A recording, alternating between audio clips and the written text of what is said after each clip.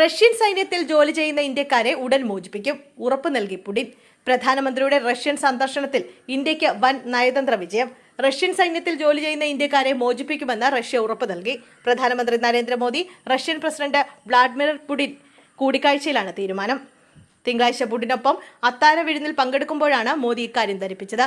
തുടർന്ന് ഇവരെ സൈന്യത്തിൽ നിന്ന് വിട്ടയക്കാനും നാട്ടിലേക്ക് തിരിച്ചയക്കാനുമുള്ള നടപടികൾ കൈക്കൊള്ളാമെന്ന് പുടിൻ അറിയിക്കുകയായിരുന്നു. ജോലി തട്ടിപ്പിനിരയായി നിരവധി ഇന്ത്യക്കാർ റഷ്യയിലെ സൈന്യത്തിൽ നിർബന്ധിത സേവനം ചെയ്യേണ്ടി വന്നിരുന്നു.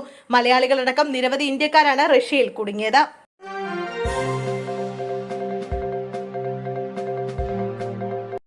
സംസ്ഥാനത്ത് വീണ്ടും കോളറ. തിരുവനന്തപുരത്ത് യുവാവ് മരിച്ചത് കോളറ മൂലമെന്ന് സംശയം.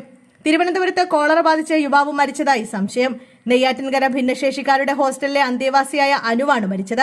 26 വയസ്സായിരുന്നു. അനുവിനൊപ്പം വയറിളക്കം ബാധിച്ച കുട്ടിക്ക് കോളറ സ്ഥിരീകരിച്ചിരുന്നു. SATയിൽ ചികിത്സയിലുള്ള കുട്ടിക്ക് മെഡിക്കൽ കോളേജ് ആശുപത്രി ലാബിലെ പരിശോധനയിലാണ് രോഗം സ്ഥിരീകരിച്ചത്.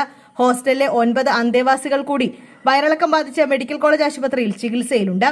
മരിച്ച അനുവിന് കോളറ ബാധിച്ചിരുന്നുവെന്ന് കണ്ടെത്താൻ പരിശോധന നടത്തുമെന്ന് ഡോക്ടർമാർ അറിയിച്ചു. സംസ്ഥാനത്ത് 6 മാസത്തിനിടെ 9 പേർക്കാണ് കോളറ സ്ഥിരീകരിച്ചത്. ഒടുവിലായി 2017 സംസ്ഥാനത്ത് കോളറ ബാധിച്ച മരണം സംഭവിക്കുന്നത്.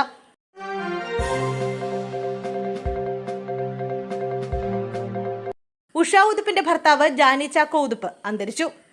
ഗായിക ഉഷ ഉതുപ്പിന്റെ ഭർത്താവ് ജാനി ചാക്കോ ഉതുപ്പ് അന്തരിച്ചു. 78 വയസ്സായിരുന്നു.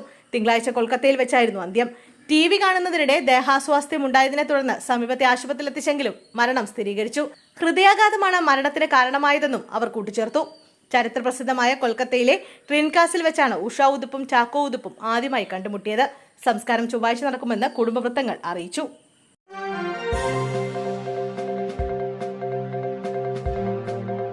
താമരശ്ശേരി ചുരത്തിൽ ഓടിക്കൊണ്ടിരുന്ന കാറിന് തീപിടിച്ചു. താമരശ്ശേരി ചുരത്തിൽ ഓടുന്ന കാറിന് തീപിടിച്ചു. കാർ പൂർണ്ണമായും കത്തി നശിച്ചു. അപകടത്തിൽ ആർക്കും പരിക്കില്ല. ചുരം കയറി വന്ന കാറിന്റെ മുൻഭാഗത്ത് നിന്നാണ് തീ പടർന്നത്. കൽപ്പറ്റയിൽ നിന്നെത്തിയ ഫയർഫോഴ്സ് തീയണച്ചു.